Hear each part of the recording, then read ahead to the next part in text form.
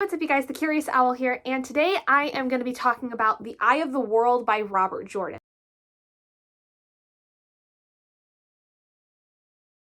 I gotta say, this took me a long time to get through, but it wasn't the book's fault. It was purely because I had a lot of things happening. If you've been watching any of the vlogs I've been putting out on my channel recently, you would know that I've been dealing with a lot of stuff emotionally that I think really just hit hard as I was trying to read this, and so it definitely suffered from a bit of a slump of some sort. I think it took me almost 2 weeks to basically get through this book, but I really loved every second of it, and I actually really enjoy this so much more the second time around because I've talked about before how the first time I tried to read this was just purely through audiobook.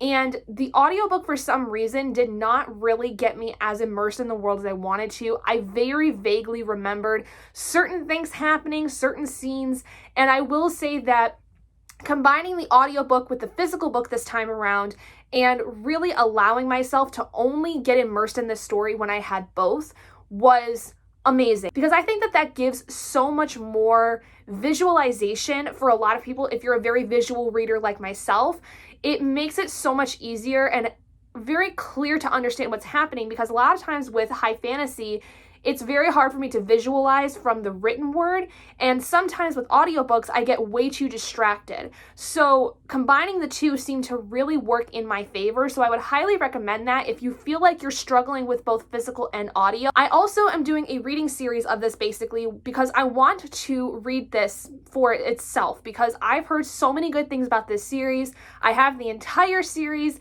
on my shelves, and it's about time I get through some of the series on my shelves that I've been meaning to get to for a long time. And this was one of the first ones I wanted to get to because I wanted to watch the TV show that had come out on Amazon. So if you're unfamiliar with what the Eye of the World or the Wheel of Time series is about, we're basically in the first book, which is pretty much like the real beginning of the story, even though there's technically a prequel, but it's not a finished prequel of sorts. The Eye of the World focuses mainly on this young man named Rand'S. Now, he comes from a small village farm town called Emmonsfield in this area called Two Rivers. And in Emmonsfield, there comes this festival that's supposed to come around during, any given year. And unfortunately, though, they do start hearing that there's some creepy things going on. There is a possible Aes Sedai in their midst, who Aes Sedai are not well favored in most of this world, let alone in a small kind of very backwards thinking kind of town. Think of like your typical rural setting. That's very much what this is. And along with that, Rand and two of his best friends see this very dark, mysterious figure at the beginning of the story. And it turns out that the reason they are able to see him is because they are being looked at for what's called basically being the dragon reborn.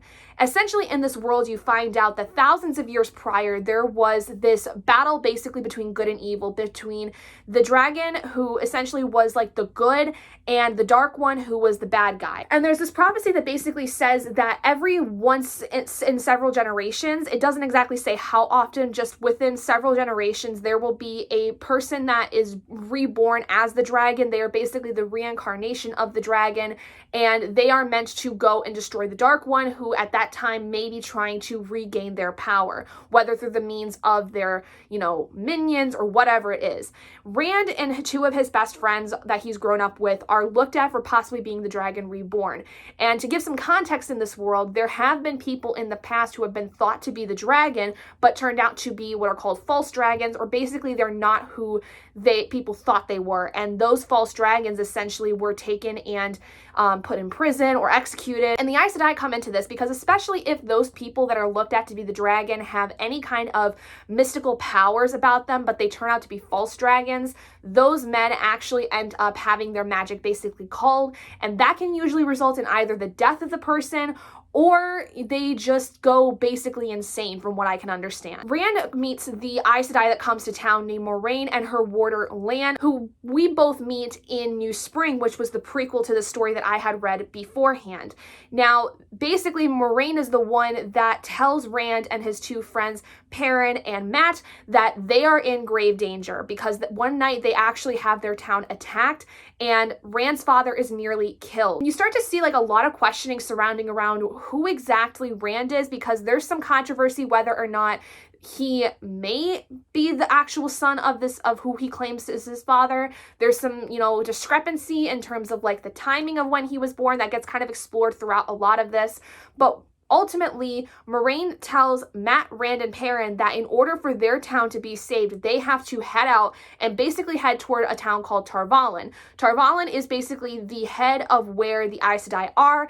It is like the capital of this world in a sense, and they will hopefully be safe there, or at the very least they can try to get some more information about how they can determine who out of the three of them is really the Dragon Reborn, if any of them are. All throughout this journey, you see that Rand, Mat, and Perrin start to kind of be plagued with these nightmares from the Dark One. You start to see them kind of lose their sanity in some ways. It was very reminiscent of Lord of the Rings, because for one, you've got a large cast of characters, because along with Moiraine, Lan, Mat, Perrin, and Rand, you have Egwene, who is Rand's love interest. Like, she's kind of his girlfriend, kind of not, and she essentially decides that she wants to tag along because she wants to get out of town. And then later on, her teacher, essentially, or her mentor, Nynaeve, who is what's considered a wisdom or kind of like a healer of sorts, tags along as well, because Nynaeve is very, very protective of Egwene. And you learn over the course of the story that, there's more than meets the eye with these characters. And I just love that that was a very prominent aspect of this that very much reminded me, like I said, of Lord of the Rings, because if you've read anything about Lord of the Rings, it's basically about a bunch of people who don't seem to really go together, going off on a journey to vanquish evil, basically. So that had a lot of massive, massive reminiscent aspects in this, which I really enjoyed, because Lord of the Rings, if you don't know, is one of my favorite fantasy stories ever. I have a tattoo that is in Elvish because I love that series so much. So right off the bat, the vibes from this book were immaculate. I just loved it. Now, keep in mind, this book is very chunky. The whole thing by itself, which includes a glossary and even a little bit of the next book, The Great Hunt, is about 820 pages. But the actual text of the story is about 788, I think it was. And with a high fantasy, chunky books are usually really nerve-wracking for a lot of people because it can be really slow. There can be a lot of info dumping, a lot of world building that's involved, and especially in the first book of a 14 or 15 book series, like, there's probably going to be a lot of stuff in here that most people are going to be like, can we move on? I did not feel that from this. I will say I think that there definitely were some points where I was kind of feeling like we're dragging.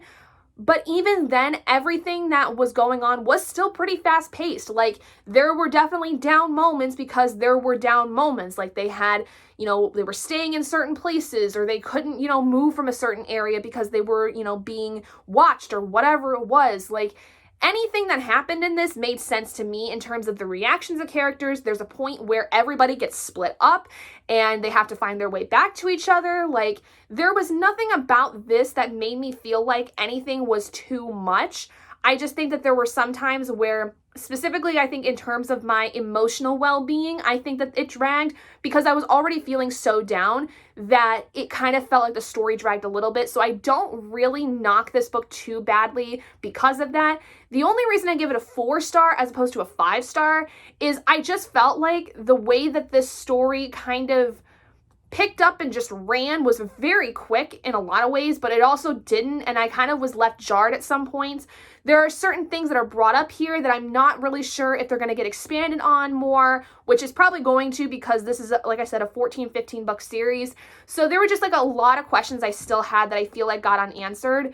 And again, going into this after reading the prequel, I'm really disappointed that the prequel series did not get continued, because I think that there was so much of a gap between New Spring and this one. I just want to know so much more. I wanted there to be a little bit more hinting about things about Moiraine and Lan that were brought up a little bit in New Spring, but they weren't really the focus of the story. And it was kind of disappointing, but I understand because they're not the main people of the story. If anybody is the main character of this series, it is Rand al'Thor, who is like the forefront. You do see perspectives from everybody, and I think that's one of the other things I didn't care for so much is I wish there would have been clearer perspective change markers of some kind, like a name at the top of the chapter, whatever it may have been, because I feel like I couldn't quite distinguish people from each other for like a good part of their chapters until we got further in and I realized like, oh, this person is talking to so-and-so. But other than that, Really enjoyed this. I'm actually surprised, I think, with how much I feel like I missed the first time around. I felt like the first time I just didn't get much of anything with this, and I'm really sad that that was the case. But I am so glad that I did finally reread this because it was so enjoyable, and I'm very excited to get through more of the books because I can only expect great things if this is how I'm feeling about book one. Like, genuinely, anything that I dislike is being very, very, very nitpicky, and honestly is still operating under the fact that I had a lot of emotional turmoil going on during this time when I was reading this. So overall, really enjoyed it. Highly recommend for those of you that are into high fantasy. If you've never read this series, hope you guys enjoyed this review. If you did, let me know with a like and a comment down below what your thoughts were on this if you've read it. If you guys haven't already and you'd like to be, go ahead and hit that button down below and subscribe to become an owlet in our flock. And I will see all of you guys in my next video. Bye, guys.